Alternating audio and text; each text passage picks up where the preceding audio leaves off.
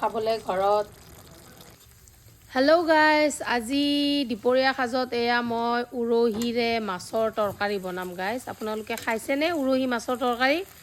আৰু এয়া পিঁয়াজ, জলকীয়া, আদা, নহৰু ভুনি তাত বিলাহী এটা দি দিলোঁ। আৰু বিলাহীটো দি কেনে ভালদৰে এনেকুৱা ভুনি লৈছোঁ। জলকীয়া অলপ বেছি দিছোঁ দেই গাইজ। ঠাণ্ডা দিনত জলকীয়া অলপ বেছি হ'লে ভাল লাগে ন খাই। মোৰ কিন্তু ভাল লাগে, আপোনালোকৰ গম নাপাওঁ কোনে কিমান জ্বলা খায়। আৰু এয়া নিমখ হালধি গুড়ি দি কেনে মই এয়া জিৰা ধনিয়া গুড়িও দি ল'লোঁ। আৰু এইখিনি ভালদৰে ভুনি ল'ম। ভুনি কেনে মানে এতিয়া মই কি যে আজি তৰকাৰী বনাব মন গৈছে মানে।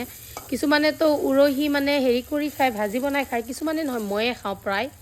কিন্তু আজি ফাৰ্ষ্ট টাইম মই উৰহী জোল বনাম, মানে মাছেৰে বনাম, জোলো নহয় ইমান।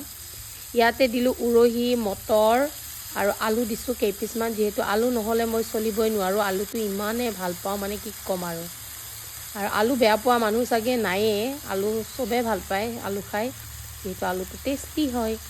আৰু এতিয়া এইবিলাক দি আছোঁ, চব্জিখিনি মই ইয়াতে দি আছোঁ। ইয়াতে গ্ৰীণ উৰহী আৰু হোৱাইট উৰহী দুটাই আছে। উৰহী বেছি অনা নাই, মাত্ৰ 1 পোৱা উৰহী আনিছিলোঁ, 250 গ্ৰাম।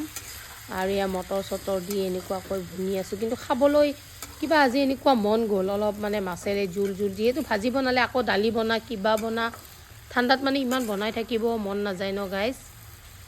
আৰু এনেকৈ ভাজি লৈ এইয়া বনাই আছোঁ মই উৰহী তৰকাৰী। এয়া হৈছে, ইয়াতে মই এতিয়া পানী দিম গাইজ। পানী দি কিনে অলপ থপথপীয়া কৰিম আৰু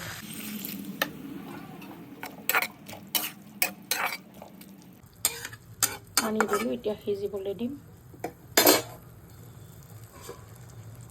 ঢাকনি লগাই দিলোঁ।